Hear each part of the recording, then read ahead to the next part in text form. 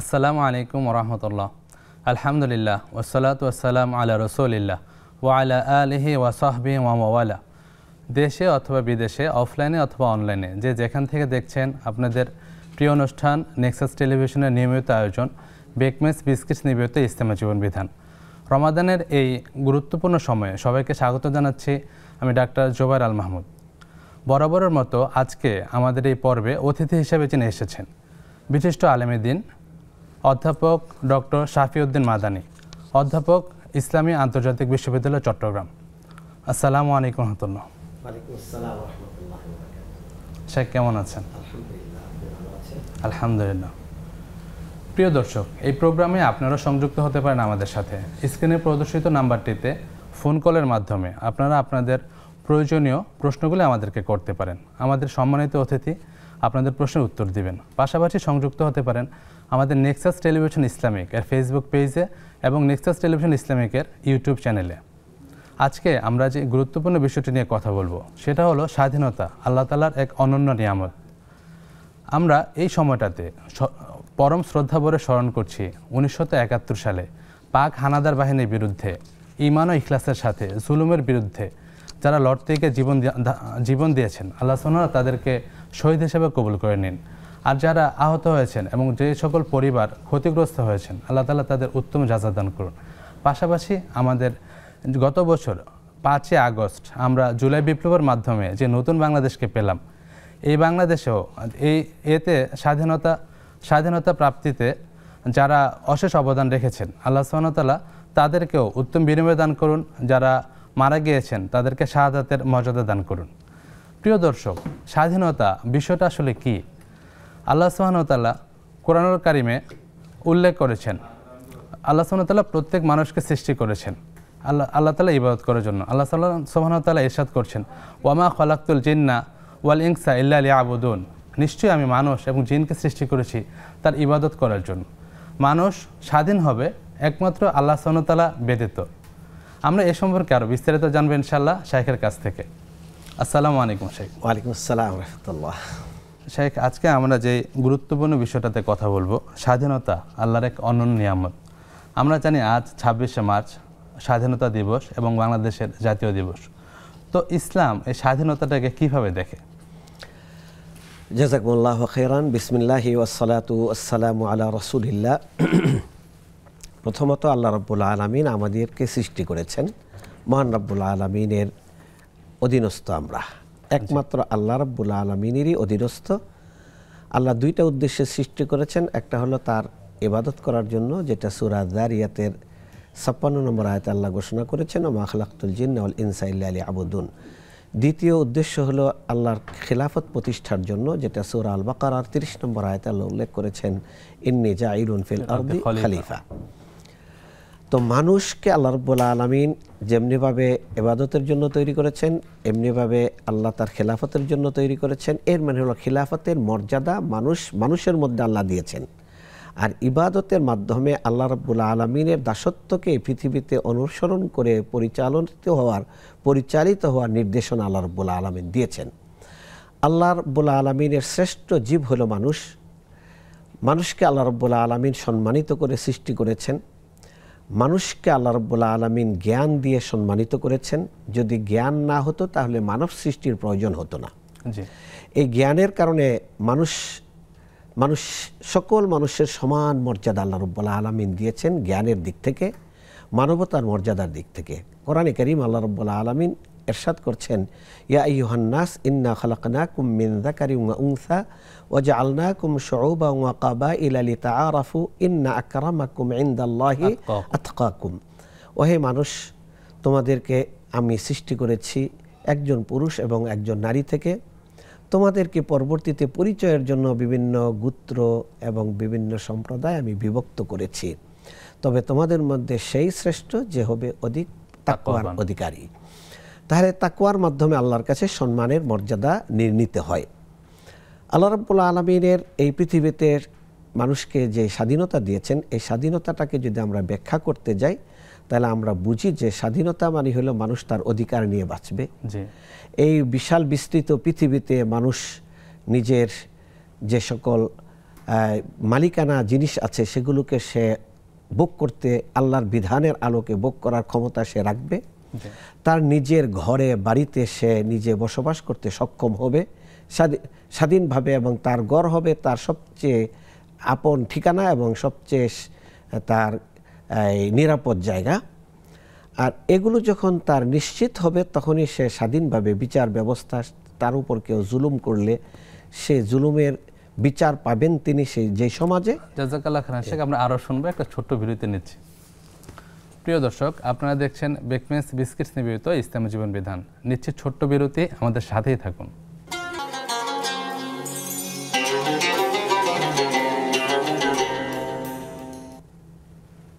আসসালামু আলাইকুম। বিরতির পর আবারও স্বাগত জানাচ্ছি ইসলামী জীবন বিধান অনুষ্ঠানে। আজকে আমাদের সাথে অতিথি হিসেবে আছেন ডক্টর শাফিউদ্দিন মাদানী। আসসালামু আলাইকুম শেখ। ওয়ালাইকুম আসসালাম। বিরতির পর আবারও স্বাগত জানাচ্ছি শেখ। আমরা একটা গুরুত্বপূর্ণ বিষয় নিয়ে আলোচনা করছিলাম, স্বাধীনতা আল্লাহর এক অনন্য নিয়ামত। তো শেখ, স্বাধীনতা বিষয়টা কি স্বেচ্ছাচারিতা এবং স্বাধীনতা কি একই জিনিস, না ইসলাম স্বাধীনতাকে কিভাবে ডিফাইন করে? প্রথমত আমি বলবো যে স্বাধীনতা বলতে যে বিষয়টা বোঝায় সেটা হলো মানুষ জন্মসূত্রে কারো অধীন নয়। জি। কেউ তার উপর অন্যায় চাপিয়ে দিতে পারবে না, কেউ তাকে অন্যায় করার জন্য বাধ্য করতে পারবে না, কেউ তার অধিকার কেড়ে নিতে পারবে না। এই পৃথিবীতে আল্লাহ প্রদত্ত যে অধিকারগুলো আছে সেই অধিকারগুলো সমভাবে ভোগ করবে, এই ক্ষেত্রে কারো তারতম্য করার কোনো সুযোগ নেই।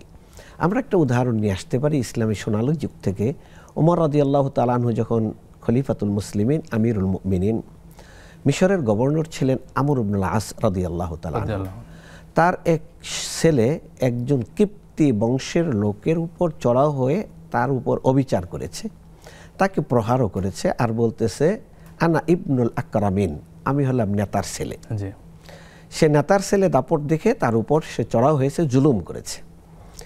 তো শেষ পর্যন্ত এই কিপ্তি লোকটি অনেক খোঁজাখুঁজি করে কোথায় গেলে ন্যায় বিচার পাওয়া যাবে, আমিরুল মুমিনিন ওমর রাদিয়াল্লাহু তাআলা আনহুর কাছে এসে অভিযোগ দায়ের করলেন। ওমর রাদিয়াল্লাহু তাআলা আনহু শাসক এবং তার সন্তান সহ তলব করলেন। তলব করার পরে বৃত্তান্ত শুনে তিনি বললেন, মাতা ইস্তাবাত্তুমুন নাস ওয়াকাদ ওয়ালাদাতহুম উম্মাহাতুহুম আহরারা, তোমরা পৃথিবীতে মানুষকে দাসে পরিণত করা শুরু করেছো, অথচ তাদের মায়েরা তাদেরকে পৃথিবীতে স্বাধীনভাবে জন্ম দিয়েছে তাদেরকে।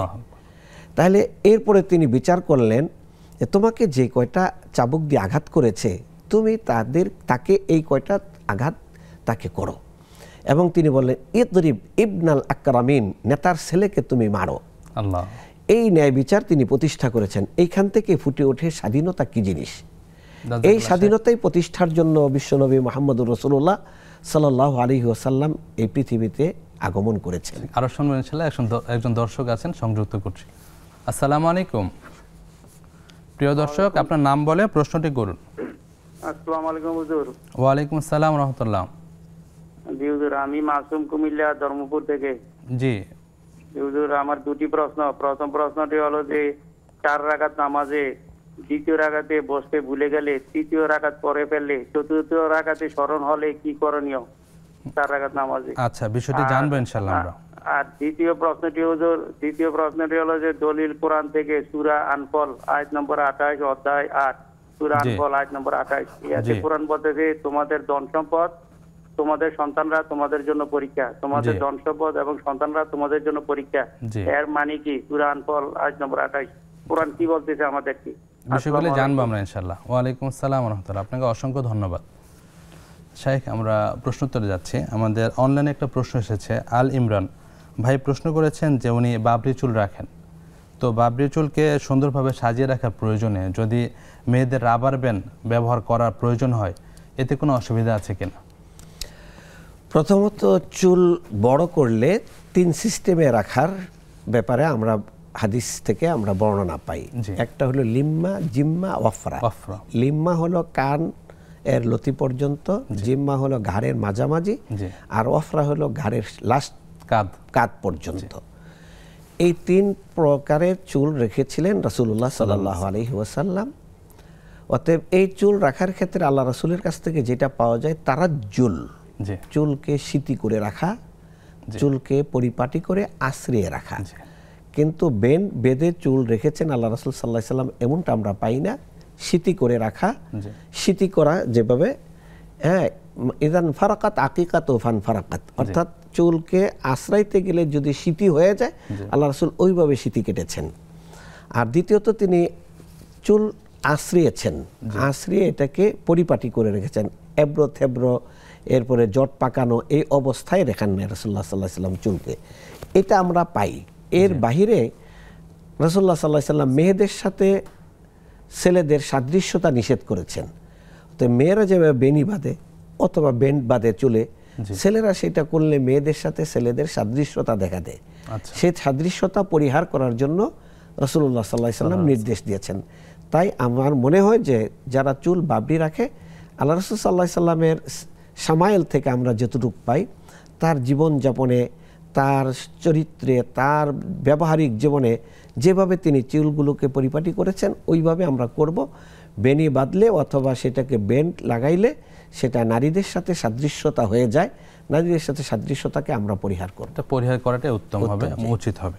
জাযাকাল্লাহ খান শেখ। আরেকজন ভাই মাসুম ধর্মপুর কুমিল্লা থেকে প্রশ্ন করেছেন যে 4 রাকাত নামাজে 2 রাকাত পড়ার পর যে আমরা ইস্তেরাহা বা জলসাতে বসি, এটা যদি ভুলে যান ওই ক্ষেত্রে করণীয় কি? যে কোনো 4 রাকাত নামাজের মাঝখানে বৈঠক করা এটা ওয়াজিব। জি। এখন এটা যদি তিনি ভুলে যান, 3য় রাকাতের জন্য তিনি দাঁড়িয়ে গিয়েছেন চূড়ান্তভাবে, তাহলে তিনি আর ফিরে আসবেন না।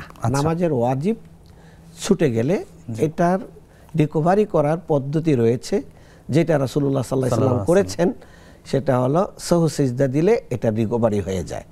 তাই তিনি 4 রাকাত নামাজের মধ্যে 2 রাকাত পরে দাঁড়িয়ে গেলে তিনি 4 রাকাত পরিপূর্ণ করে সাহু সিজদা করবেন।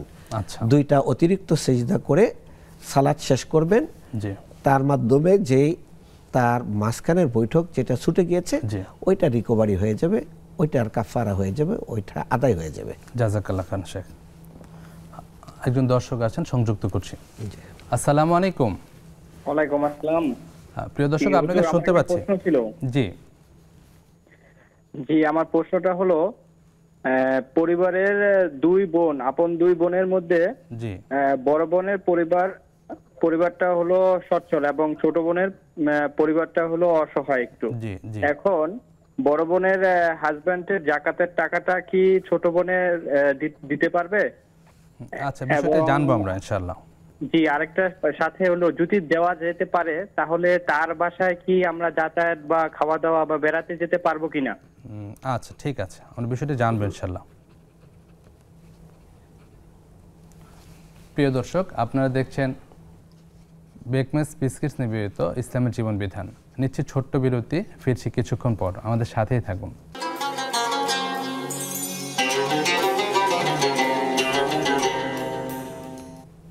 আসসালামু আলাইকুম রহমতুল্লাহ। প্রিয় দর্শক, বিরতির পর আবারও স্বাগত জানাচ্ছি আপনাদের প্রিয় অনুষ্ঠান বেকমেস বিস্কিটস নিবেদিত ইসলামের জীবন বিধানে। আজকে আমাদের সাথে অতিথি হিসেবে আছেন শাইখ ডক্টর শাফিউদ্দিন মাদানী। আসসালামু আলাইকুম। ওয়ালাইকুম আসসালাম। শাইখ, বিরতির পর আবারও স্বাগত জানাচ্ছি। মাসুম ধর্মপুর থেকে আমাদের দ্বিতীয় যে প্রশ্নটা করেছিলেন, আল্লাহ সুবহানাহু ওয়া তাআলা সূরা আনফালের 28 নম্বর আয়াতে ইরশাদ করেছেন, ওয়া আলামু আন্নামা আমওয়ালুকুম ওয়া আওলাদুকুম ফিতনা ওয়া আন্নাল্লাহা ইনদাহু আজরুন আযীম। এখানে ধন সম্পদ এবং সন্তান সন্ততিকে ফিতনা বা পরীক্ষা বলা হয়েছে, এটা দ্বারা আসলে কি বোঝানো হয়েছে? চমৎকার প্রশ্ন। মানুষের ধন সম্পদ এবং সন্তান কোরআনে কারিমে স্পষ্টত বলা হয়েছে, শুধু সূরা আনফালের 28 নম্বর আয়াতে নয়, এটা আরো অনেক জায়গায় আল্লাহ রাব্বুল আলামিন উল্লেখ করেছেন। ধন সম্পদ এবং সন্তান এটা ফিতনা। ফিতনা মানিল পরীক্ষা। পরীক্ষায় মানুষের সফলতাও আসে, পরীক্ষায় মানুষের অনেক সময় ব্যর্থতাও আসে। ব্যর্থতা সম্পর্কে আল্লাহ সূরা নিফাকে মুনাফিকের 9 নম্বর আয়াতে বলতেছেন, লা তুলহিকুম আমওয়ালুকুম ওয়ালা আওলাদুকুম আন যিকরিল্লাহ। তোমার সম্পদ, তোমার সন্তান যেন আল্লাহর স্মরণ থেকে তোমাকে বেখবর করে না রাখে, বিমুখ করে না রাখে, তোমাকে নিষ্ক্রিয় করে না রাখে। এমনটা যারা করবে ফাউলাইকা হুমুল খাসিরুন। আবার সূরা সফের 10 এবং 11 নম্বর আয়াতে আল্লাহ বলতেছেন, হাল আদুল্লুকুম আলা তিজারাতিন তুনজিকুম মিন আযাবিন আলিম তুমিনুনা বিল্লাহি ওয়া রাসূলিহি ওয়া তুজাহিদুনা ফি সাবিলিল্লাহি বিআমওয়ালিকুম ওয়া আনফুসিকুম। আল্লাহর সাথে বিজনেস করা। আল্লাহর সাথে বিজনেস করতে হলে তুমি কিভাবে করবা? তোমার সম্পদ এবং জীবন দিয়ে করবে। তাহলে বিজনেস করলে মানুষ গেইনার হয়, বেনিফিট পায়, লাভবান হয়, সে সম্পদ বৃদ্ধি পায়। এমনিভাবে পরকালের সম্পদ বৃদ্ধি পাবে, পরকালের বিজয় অর্জিত হবে আমার, যদি আমি আমার সম্পদকে আল্লাহ রাব্বুল আলামিনের পথে ব্যয় করতে পারি। তাহলে সম্পদ দ্বারা যদি আমি আল্লাহর আনুগত্যতায় সেটা ব্যবহার করি তাহলে সফলতা হবে। আর যদি আল্লাহ রাব্বুল আলামিনের অবাধ্যতায় আমি সম্পদ ব্যয় করি তাহলে সেটার দ্বারা হবে আমার ব্যর্থতা এবং ক্ষতির কারণ। সেম হলো সন্তান। সন্তান যদি আমি নেককার সন্তান হিসাবে তাদেরকে গড়ে তুলতে পারি তাহলে আমি মৃত্যুর পরে সাদকা জারিয়া রেখে যেতে পারলাম পৃথিবীতে। আর এই সন্তান যদি আমি তাদেরকে অমানুষ হিসাবে পৃথিবীতে রেখে যাই তাহলে মৃত্যুর পরে সন্তানের যত অপকর্ম আছে তার দায়ভার সমাহারে আমার আমল নামায়ও আযাব হিসাবে সেটা যুক্ত হবে, শাস্তির কারণ হিসেবে সেটা যুক্ত হবে। এই ক্ষেত্রেই বলা হয়েছে ইন্নামা আমওয়ালুকুম ওয়া আওলাদুকুম ফিতনা। জাযাকাল্লাহ শেখ। প্রশ্ন নিচ্ছে। আসসালামু আলাইকুম। আসসালামু আলাইকুম, আব্দুল জব্বার বলছিলাম। হুজুর ভালো আছেন? ওয়া আলাইকুম আসসালাম ওয়া রাহমাতুল্লাহি ওয়া বারাকাতুহু। জি আলহামদুলিল্লাহ ভালো আছি, আপনি কেমন আছেন? হুজুর আমার সংক্ষিপ্ত 4টি প্রশ্ন আছে। জি ইনশাআল্লাহ ভালো আছি। আমার 4টি সংক্ষিপ্ত প্রশ্ন হচ্ছে, কাকে বলতেছি, মসজিদে নামাজ পড়ার বিষয়টা। আমার বাড়ির কাছের মসজিদ ছেড়ে জমি পরবর্তী মসজিদে যাব, পরের মসজিদে কাছেরটা একটু দূরে যাব। আমার টার্গেট উদ্দেশ্য হলো যত হাঁটিয়ে পরিশ্রম করে যাওয়া যাবে তত বেশি নাকি, আমি এই উদ্দেশ্যে যাবো, যেটা যাওয়া যাবে কিনা। আচ্ছা, বিষয়টি জানবো। আর আমার আরেকটা আপনাদের কাছে দোয়া প্রার্থী, এর আগে বলছি গত 8 মাস আমার স্ত্রী মারা গেছে। আসলে মাসে 2-1 দিন ব্যতীত এই 8 মাসে আমি প্রত্যেকদিন দিনে ঘুমালেও স্বপ্ন দেখি, রাতে ঘুমালেও স্বপ্ন দেখি। শায়েখের কাছে আমার এটা জবাব দিবেন, যেটা আসলে এই প্রতিদিন স্বপ্ন দেখার ভিতরে কোনো ভালো ফজিলত আছে কিনা। আর একটি প্রশ্ন করবো হুজুর, সেটা হচ্ছে এদের শনিবারে মাছ ধরার কারণে কিছু মানুষ বানর হয়েছিল। জি। আরেকটা প্রশ্ন আছে হুজুর, এই যে ফায়াকুন বললে আল্লাহ সবকিছু সৃষ্টি হয়ে গেছে, কিন্তু মানুষটা তো আদম নামে সৃষ্টি করছে, এই বিষয়ে বলবেন না হুজুর? বলবেন। আচ্ছা আচ্ছা ইনশাআল্লাহ। আপনার তৃতীয় প্রশ্নটা আবার একটু বলুন, শনিবার মাছ ধরার বিষয়ে কথাটা ক্লিয়ার হয়নি। ফায়াকুন বললেই 3 নম্বর প্রশ্ন। জি জি জি, মানুষ বানরে পরিবর্তন হয়েছিল, আসলে মানুষ ব্যতীত নাকি, মানুষ ছাড়া আর কিছু সৃষ্টি হয়েছে? আচ্ছা, অসংখ্য ধন্যবাদ, বিষয়গুলো জানবো ইনশাআল্লাহ আমরা। জি শেখ, আমাদের আরেক ভাই প্রশ্ন করেছিলেন যে পরিবারে 2 বোন আছেন, এক বোনের পরিবার সচ্ছল, আরেক পরিবার একটু মানে আর্থিক অবস্থায় দুর্বল। এখন বড় বোনের হাজব্যান্ড কি তার ছোট বোন অর্থাৎ শেলিকাকে কি যাকাত দিতে পারবেন? পাশাপাশি আরেকটা প্রশ্ন ছিল যে তাদের মধ্যকার যাতায়াতটা যাকাত দেওয়ার কারণে বা যাকাত গ্রহণ করা বা যাকাত দেওয়া এর কারণে তাদের নিয়মিত যাতায়াতে কোনো কম বেশি হবে কিনা বা কোনো অসুবিধা আছে কিনা? প্রশ্নটা খুবই চমৎকার। যাকাতের সম্পদ কারা গ্রহণ করতে পারবে? আমার সম্পদ। যাদের উপর দায় দায়িত্ব নেই আমার ভরণ পোষণের, তারাই আমার যাকাতের সম্পদ গ্রহণ করতে পারবে। সরাসরি আমার বাবাকে দিতে পারবো না, আমার সন্তানকে দিতে পারবো না, এই 2টা পক্ষ আমার জন্য নিষিদ্ধ। আর বাকি সবাইকে আমি যাকাতের সম্পদ দিতে পারবো। আমার ভাইকেও দিতে পারবো যদি আমার ভাইয়ের ভরণ পোষণের দায়িত্ব আমার উপর না থাকে, সেপারেট হয়ে গেছে, ভিন্ন ফ্যামিলি, দিতে পারবো। তাহলে সেক্ষেত্রে শালিকা তো অনেক দূরের, সে তো আমার মিরাসেরও অংশীদার না, তাকে দিতে পারবো। এই যাকাত দেওয়ার কারণে তিনি যেটা বুঝাইতে চাইছেন, তার বাড়িতে আমরা গেলে তো অতিথি হব, সে তো যাকাতের সম্পদের টাকা দিয়ে আমাদেরকে আপ্যায়ন করবে, সেটা গ্রহণ করা যাবে কিনা। সেটা বারিরা রাদিয়াল্লাহু তাআলা আনহা থেকে বর্ণিত যে হাদিসটি, রাসূলুল্লাহ সাল্লাল্লাহু আলাইহি সাল্লাম একবার ঘরে গিয়ে আয়েশা রাদিয়াল্লাহু তাআলা আনহাকে বললেন, আয়েশা খাবার নিয়ে আসো। ঘরে তো কিছুই নেই, গোশতের ঘ্রাণ গড় মাতোয়ারা হয়ে গেল, আর দেখতেছি তরকারি সব বল কাচ্ছে গোশত, আর তুমি বলতেছো খাবার নেই। এটা তো বাড়িরা হলো কৃতদাসী, তাকে একজন সাদাকা করেছে। বাড়িরাকে বললো, বাড়িরা লাকি সাদাকাতুন ওয়ালানা হাদিয়াতুন, তুমি সেটা সাদাকা হিসাবে রিসিভ করেছো, গ্রহণ করেছো, তুমি আমাদেরকে আপ্যায়ন করলে সেটা হবে আমাদের জন্য গিফট এবং হাদিয়া, গিফট গ্রহণ করা যাবে, তোমার জন্য আর এটা যাকাত নাই, তুমি সেটা মালিকানাভুক্ত হয়ে গেছো। অতএব শালিকাকে দেওয়ার কারণে শালিকা সেটার মালিক হয়ে গেছে, এবং মালিক হওয়ার পরে তিনি নিজেও ভোগ করতে পারবেন, তিনি যারা দিয়েছেন তাদেরকেও আপ্যায়ন করতে পারবেন আত্মীয়তার সম্পর্ক রক্ষার জন্য।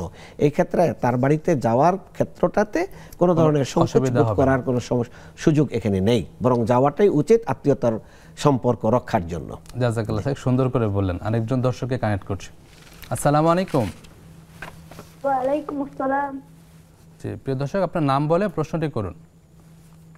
আমার নাম তাহসিন হোসাইন। জি, আমার একটা প্রশ্ন ছিল, কুকুর যদি গায়ে লাগে তাহলে কি নামাজ হবে বা বিড়াল? আচ্ছা, বিষয়টি জানবো ইনশাল্লাহ। অসংখ্য ধন্যবাদ আপনাকে। যে শেখ, আমাদের আরেকজন বোন প্রশ্ন করেছেন মুনা অনলাইন থেকে, যে চাল ও ফিতরার জন্য চাল এবং ফিতরার জন্য উপযুক্ত অন্যান্য খাবার যদি মিশ্রিত করে আমাদের এখন যে প্রচলনটা আছে যে ব্যাগে ব্যাগে করে বিভিন্ন আইটেম মিলিয়ে ফিতরা হিসেবে দেওয়া হয় গরিব দুঃখীদের, এটা কি করা যাবে কিনা? মিশ্রিত করে কথাটা আমি বুঝিয়ে আসে নাই। কেন মিশ্রিত তো করা যাবে না। একজনের সাদাকা যদি কেউ দান করে তাহলে চাল দিয়ে দিলে পুরাটা চাল দিয়ে দিবেন। জি। আবার তিনি গম দিয়ে দিলে পুরোটাই গম দিয়ে দিবেন। তিনি যদি খেজুর দিয়ে দেন পুরোটাই খেজুর দিয়ে দিবেন। কিশমিশ দিয়ে দিলে পুরোটাই কিশমিশ দিয়ে দিবেন। তিনি জব দিয়ে দিলে পুরোটাই জব দিয়ে দিবেন। পনির দিয়ে দিলে পুরোটাই পনির দিয়ে দিবেন। সেক্ষেত্রে যদি পরিবারের সদস্য একাধিক হয়, এক একজনেরটা এক এক আইটেমের খাবার দিয়ে তিনি যদি মিশ্রিত করে বন্টন করে মানুষের কাছে দেন তাহলে কোনো সমস্যা নাই। কিন্তু একজনের সাদাকার ক্ষেত্রে আমি 250 গ্রাম চাল নিলাম, 250 গ্রাম গম, 250 গ্রাম কিশমিশ, 250 গ্রাম খেজুর, এমনটা হওয়া এটা উচিত না। কারণ তাহলে আমার হিসাব ঠিক হবে না। আমার এখানে হিসাবটা হবে একজনের সাদকার জন্য একই পণ্য দ্বারা আমি তার সাদকা দিব। সে পণ্যটা আমি কিশমিশ দেই, পনির দেই, অথবা আমি খেজুর দেই, অথবা জব দেই, অথবা গম দেই, অথবা আমাদের ফ্যামিলিতে যে খাদ্য ব্যবহৃত হয় চাল দেই, আমি যেটাই দেই সেটা আমি একই পণ্য দ্বারা আমি দিব। আমার পরিবারের সদস্য আছে 5 জন, তাহলে আমি একজনের জন্য খেজুর চয়েস করলাম, একজনের জন্য গম চয়েস করলাম, একজনের জন্য পনির, কিশমিশ। অনেক ভালো, এটা চমৎকার বলবো আমি। জাযাকাল্লাহ। আর সবচেয়ে বড় কথা হলো আমরা সুন্নাহর মধ্যে সীমাবদ্ধ থাকলে উত্তম। আমরা ফিতরাটা ফিতরার মতো করে দিলাম, এর বাইরে যদি আমরা দান সাদাকা করতে চাই তার সুযোগ তো আছে অবশ্যই। জাযাকাল্লাহ শেখ। আমাদের আব্দুল জব্বার ভাই পাবনা থেকে বেশ কয়েকটা প্রশ্ন করেছেন। ওনার প্রথম প্রশ্ন ছিল যে উনি সওয়াবের উদ্দেশ্যে ওনার নিকটবর্তী মসজিদ ছেড়ে দূরবর্তী মসজিদ দিকে সালাত আদায় করেন, যে ওনার কদম বেশি হবে, বেশি পদচারণা করা হবে, বিষয়টি ইসলাম কিভাবে দেখে? প্রথমত আপনি যে মহল্লার মানুষ, সেই মহল্লার মসজিদে যদি সালাত আদায়ের জন্য সরি কোনো বাধা না থাকে তাহলে মহল্লার হক হলে আপনি ওই মসজিদে সালাত আদায় করবেন। আচ্ছা। আর যদি আপনার কোনো ব্যক্তিগত প্রয়োজনে আপনি অন্য মসজিদে যেতে চান, ব্যক্তিগত প্রয়োজনে, যেমন আমি এক জায়গায় যাচ্ছি, মহল্লার মসজিদে আজান হচ্ছে, কারণ আজান হয়ে গেলে ওই মহল্লা ত্যাগ করা উত্তম না। যেখানে আজান হবে সেখানে সালাত আদায় করাটাই এটা উত্তম। আপনি যদি এটাকে এই অন্য কোনো কারণে সেটাকে আপনি অ্যাভয়েড করেন, সেটা কারণ হইতে পারে যে আপনি কোথাও যাচ্ছেন, তারা আছে, তাহলে আপনি যেতে পারেন। আর যদি শরীর কোনো বাধা না থাকে তাহলে মহল্লার মসজিদে সালাত আদায় করাটাই হলো আপনার এখানে দাবি, মহল্লার মসজিদের দাবি, মহল্লার দাবি। আজান যেহেতু হয়েছে, আপনি যদি বেশ খানিক আগে বেরিয়ে যান আজান হওয়ার, তাহলে সেটা সমস্যা নেই।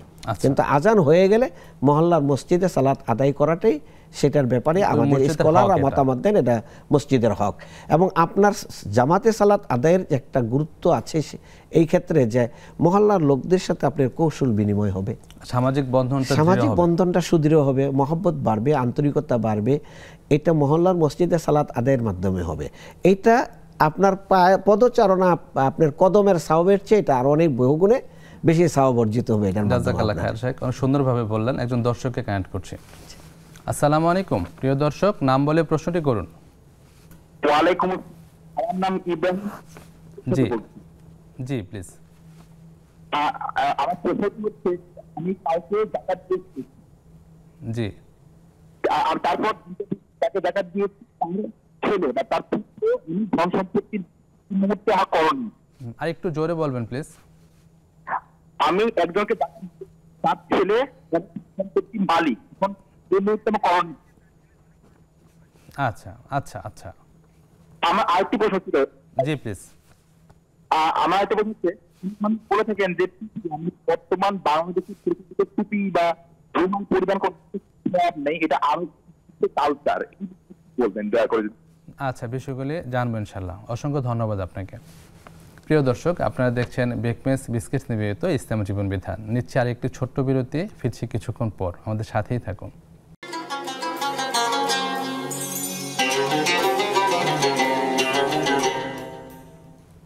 আসসালামু আলাইকুম প্রিয় দর্শক, বিরতির পর আবারও স্বাগত জানাচ্ছি আপনাদের প্রিয় অনুষ্ঠান ইসলাম জীবন বিধানে, প্রেজেন্টস বাই বেকমেস বিস্কিটস। সাথে আছেন শাইখ ডক্টর শাফিউদ্দিন মাদানী। আসসালামু আলাইকুম শেখ। ওয়ালাইকুম আসসালাম রহমতুল্লাহ।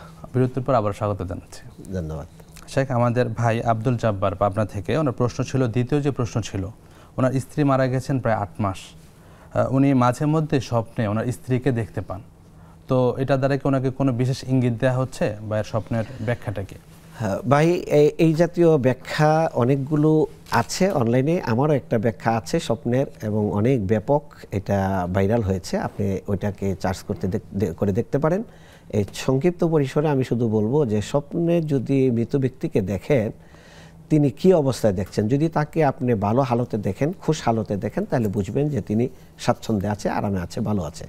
আর তাকে যদি আপনি দেখেন যে দৈন্য অবস্থায় আছে, তাহলে বুঝবেন যে তার কোনো অভাব আছে, আমলের ঘাটতি আছে, তিনি কষ্টে আছেন। তিনি যদি আপনাকে কোনো কথা বলেন, নির্দেশনা দেন, সেই নির্দেশনা আল্লাহর আনুগত্যতা পরিপন্থী না হলে সেটা আপনি অনুসরণ করবেন, কিন্তু বাস্তব জীবন থেকে একটা কথা বলছেন। অতএব সিমটমটা, স্বপ্নের ব্যাখ্যাটা হবে কি দেখছেন সেই অবস্থার উপর ভিত্তি করে। তাই আমি বলবো যে এটা লম্বা একটা আলোচনা। এটার আলোচনাটা করতে গেলে প্রায় 5-7 মিনিট সময় আমাদের লেগে যাবে। আমাদের অনেকগুলো প্রশ্ন আছে, তাই সংক্ষিপ্ত বলবো। অথবা পার্সোনালি আপনি কোনো আলেমের কাছ থেকে স্বপ্নে জেনে নেবেন। স্বপ্ন সকলের মানুষের কাছে বলা যায় না। একান্ত নির্ভরযোগ্য ব্যক্তি ছাড়া অন্য কারো কাছে স্বপ্ন বলার সুযোগ নেই। কারণ আপনার কোনো স্বপ্নের মধ্যে এমন কিছু মেসেজ লুকিয়েছে যেটার কারণে কারোর সাথে আপনার দ্বন্দ্ব তৈরি হতে পারে, সংঘাতও তৈরি হতে পারে। এই জন্য সবার সাথে স্বপ্ন শেয়ারিং করার সুযোগ নেই। ওনার নিকটবর্তী নির্ভরযোগ্য একজন আলেমের কাছে ওনার স্বপ্নের বিস্তারিত বলে, তারপরে ওনার কাছ থেকে ব্যাখ্যা নিলে সবচেয়ে সুন্দর হবে। সুন্দর হবে, জি। জাযাকাল্লাহ খাইরান শেখ। আরেকটা প্রশ্ন ছিল ওনার, যে আল্লাহ সুবহানাহু ওয়া তাআলা তো কোরআনে বলেছেন কুন ফায়াকুন বললে সবকিছু হয়ে যায়। তারপর আদম আলাইহিস সালামকে তিনি বিশেষভাবে সৃষ্টি করেছেন, এর মাহাত্ম্যটা কি? হ্যাঁ, খুবই চমৎকার। আমি আরেকটা উদাহরণ দিই। আল্লাহ রাব্বুল আলামিন যে কোনো নির্দেশনা ওহীর মাধ্যমে পাঠিয়ে দিলে সেটা ফরজ বলে অবধারিত হয়। এরপরে মুহাম্মদ রাসূলুল্লাহ সাল্লাল্লাহু আলাইহি ওয়াসাল্লামকে 7 আকাশের উপরে ডেকে নিয়ে তিনি সালাত ফরজ করলেন কেন? গুরুত্বের কারণে। আদম আলাইহিস সালাতু ওয়াস সালামকে আল্লাহ নিজ হাতে তৈরি করেছেন। এই কথাটা কুন ফায়াকুনের চেয়ে অনেক সম্মান বহন করে। খালাকতু বিয়াদাইয়া, আমি আপনাকে বা আদমকে আমার নিজ হাতে তৈরি করেছি। এর মানে হলো কাররামনা, আদমকে আমি সম্মানিত করেছি। সকল জিনিসকে আল্লাহ তার নির্দেশনার মাধ্যমে সৃষ্টি করেছেন, কিন্তু আদমকে আল্লাহ রাব্বুল আলামিন নিজ হাতে তৈরি করেছেন। নিজ হাতে যেমন সিয়ামের বিনিময় আল্লাহ নিজ হাতে দিবেন, মানে এটা অত্যন্ত প্রিয় ইবাদত বিধি দিবেন, এটা সম্মানের জন্য করেছেন আল্লাহ রাব্বুল আলামিন। আদমকে সকল সৃষ্টির মধ্যে আদম আলাইহিস সালামকে সম্মানিত করেছেন এইভাবে আল্লাহ রাব্বুল আলামিন সৃষ্টি করে।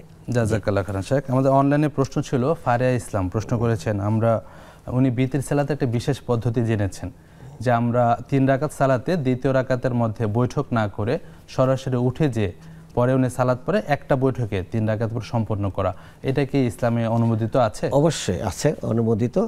বেতেরের 3টা পদ্ধতি অনুমোদিত। এর মধ্যে স্বীকৃত বেশি আল্লাহ রাসূলের আমল হলো 2 রাকাত পড়ে সালাম ফিরিয়ে 3য় রাকাতকে পড়া। জি। আর সেকেন্ড হলো এক বৈঠকে 3 রাকাত পড়ে ফেলা। আর থার্ড হলো যেটা আমরা প্রচলিতভাবে অনুসরণ করে থাকি। জাযাকাল্লাহ খাইরান শেখ। আরেকজন প্রশ্ন করেছেন, তাহসিন হোসেন। উনি প্রশ্ন করেছেন যে কুকুর বা বিড়াল যদি গায়ে লাগে তাহলে সালাত হবে কিনা? প্রথমত বলবো যে বিড়ালকে আল্লাহ রাসূল সাল্লাল্লাহু আলাইহি সাল্লাম বললেন তাওয়াফুনা আলাইকুম, অর্থাৎ তোমাদের সাথে এটা সব সময় ঘোরাফেরা করে, এটা তোমাদের পারিবারিক সঙ্গী হিসাবে এটাকে, এটার জুটাও পাক, অর্থাৎ এটা যদি কোনো কিছুর মধ্যে মুখ দিয়ে ফেলে, আর যদি আমি জানি যে সে শিকার করেনি, অর্থাৎ কোনো ইঁদুর টিদুর এমন জাতীয় কোনো কিছু না খেয়ে এটা করেছে, তাহলে আমাদের যেমন শহরের বিড়ালগুলো তো সচরাচর ইঁদুর ওইভাবে খাওয়ার মতো এত পরিবেশ নেই, তাহলে সমস্যা নেই। বিড়াল গায়ে লাগা এটা সমস্যা নেই। কুকুরের লালা নাপাক, কুকুরের লালা যদি আমার গায়ে লাগে, সালাতে হোক সালাতের বাইরে হোক, তাহলে সেটা হবে এমনি যেমনি এটা স্বাস্থ্যের জন্য ক্ষতিকর জীবাণু, এটা 7 বার ধোয়ার কথা বলা হয়েছে। আবার এটা আমার সালাতের বা পবিত্রতার জন্য এটা পরিপন্থী। তবে কুকুরের বিষয়টা হলো, কুকুরের সাথে সখ্যতা তৈরি করতে রাসূলুল্লাহ সাল্লাল্লাহু আলাইহি ওয়াসাল্লাম নিষেধ করে দিয়েছেন, এবং বলে দিয়েছেন যেই ঘরে কুকুর আছে ছবি আছে, ওই ঘরে আল্লাহর ফেরেশতাকুল প্রবেশ করে না, রহমত, আল্লাহর রহমতটা ওই ঘর থেকে দূর হয়ে যায়। অতএব শখের বসে যেন আমরা কুকুর ঘরে না রাখি। কুকুর যদি আমরা নিরাপত্তা বা পাহারাদারির কাজে ব্যবহার করি, সেটা গেটের মধ্যে বা ওই জায়গায় এটাকে রাখবো আবদ্ধ। আমাদের সাথে সেটাকে সখ্যতা, বেডির মধ্যে শোয়ে রাখবো, জড়াজড়ি করব, কোলাকুলি করব, এমনটা যেন না করি। এই ব্যাপারে নিষেধাজ্ঞা রয়েছে ইসলামের। আমরা ইসলামের নিষেধাজ্ঞা অনুসরণ করব, যেহেতু আমরা মুসলমান, ইসলাম অনুসরণ করি। ধন্যবাদ। জাযাকাল্লাহ খাইরান, সে অনেক সুন্দর করে বললেন। আরেক ভাই প্রশ্ন ছিল যে এমন কাউকে কি যাকাত দেওয়া যাবে যার আপনার সন্তান অনেক ধনশালী, ধন সম্পদ সম্পন্ন, কিন্তু ওই সন্তান তার পিতাকে দেখেন না? আমরা ব্যক্তিকে দেখব। কোরআনে কারিমে আল ফুকারা আল মাসাকিন, তার সন্তানদের কি আছে না আছে সেটা দেখব না। প্রত্যেকেরই মালিকানা। স্ত্রীর সম্পদ থাকলেও স্বামীকে যদি সে সম্পদের অংশ না দেয়, স্বামীর যদি চিকিৎসা অথবা ভরণ পোষণের জন্য সম্পদ দরকার হয়, সেক্ষেত্রে তিনিও অন্যের কাছ থেকে যাকাতের অর্থ গ্রহণ করতে পারবেন, কারণ তার প্রয়োজন আছে। কেউ যদি তার মানে সম্পদ যাকাত বিধায় সেটাকে পরিহার করতে চান, সেটা আলাদা বিষয়, যে আমি যাকাত খেতে চাই না, কিন্তু তার দরকার সন্তানের আছে। সন্তানেরা ইউরোপ আমেরিকা সেটেল, দেখা যায় বাবা দেশে খুব করুণ জীবনযাপন করছে, সেক্ষেত্রে যাকাতের অর্থ গ্রহণ করতে পারবেন তিনি, কারণ তার লাইফের জন্য এটা প্রয়োজন, চিকিৎসার জন্য প্রয়োজন, বেঁচে থাকার জন্য প্রয়োজন। তার যদি সম্পদ না থাকে, করুণ অবস্থার মধ্যে থাকেন, কোরআনে কারিমে যাকাতের খাত যেগুলো বর্ণনা করছে 8টি খাতের মধ্যে দেখতে হবে তিনি ফোকারা বা মাসাকিন কিনা। ফোকারা মাসাকিন হলে তিনি যাকাত নিতে পারবেন, কোনো সমস্যা নেই। পাশাপাশি আমি সন্তানের জন্য দোয়া করব, আমরা তো অবশ্যই করব, এবং এইটাও আমরা সন্তানের প্রসঙ্গটা এখানে আলোচনা লম্বা করে করলাম না, কিন্তু ব্যক্তির যাকাতের মাসআলাটা আমরা এখানে তুলে ধরলাম। জাযাকাল্লাহ খাইরান। শেখ, আমরা আলোচনা করছিলাম স্বাধীনতা আল্লাহর এক অনন্য নিয়ামত। চমৎকার। তো এই নিয়ামত সংরক্ষণের জন্য আমরা কি কি করতে পারি? প্রথমত লাইন শাকারতুম লাযিদান্নাকুম, সূরা ইব্রাহিমের 8 নম্বর আয়াতে আল্লাহ রাব্বুল আলামিন বলেন শুকরিয়া আদায় করতে হবে। প্রথমত স্বাধীনতা অর্জিত হয়েছে আমাদের, এই স্বাধীনতাকে রক্ষা করা এটা হলো অত্যন্ত গুরুত্বপূর্ণ। এই স্বাধীনতা রক্ষা করার জন্য শুকরিয়া আদায়, যেটা এই শুকরিয়া কি? প্রথমত কোরআনে কারিমে সূরা আল হজ আল্লাহ বলছেন 41 নম্বর আয়াতে, আল্লাযীনা ইম্মাক্কান্নাহুম ফিল আরদ আকামুস সালাতা ওয়া আতাউয যাকাতা ওয়া আমারু বিল মারুফ ওয়া নাহাউ আনিল মুনকার। যাদেরকে আমি ক্ষমতা দিয়েছি, রাষ্ট্র দিয়েছি, তারা সালাত কায়েম করবে, যাকাত আদায় করবে, সৎ কাজের আদেশ করবে, অন্যায় থেকে নিবৃত্ত রাখবে। এটার মাধ্যমে স্বাধীনতার শুকরিয়া আদায় হবে। স্বাধীনতাকে রক্ষা করাকে ইসলাম এত বড় গুরুত্ব দিয়েছেন যে এক ব্যক্তি সীমানা পাহারা দিবে, একদিন এক রাত, 1 মাস অনবরত রোজা রাখা এবং সারা রাত দাঁড়িয়ে নামাজ পড়ার চেয়েও সেটা আরও শ্রেষ্ঠ ইবাদত। সহিহ মুসলিমে বর্ণিত হাদিস।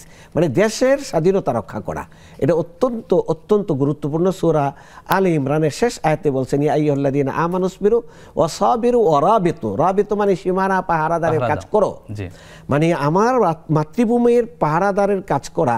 এর মধ্যে যেন বিজাতীয় কোনো কিছু প্রবেশ করতে না পারে, তাদের অধিকার আমাদের উপর তারা চাপিয়ে দিতে না পারে, তারা যেন আমাদেরকে খেলার পুতুলে পরিণত করতে না পারে, এটার নাম হলো পাহারাদারি করা।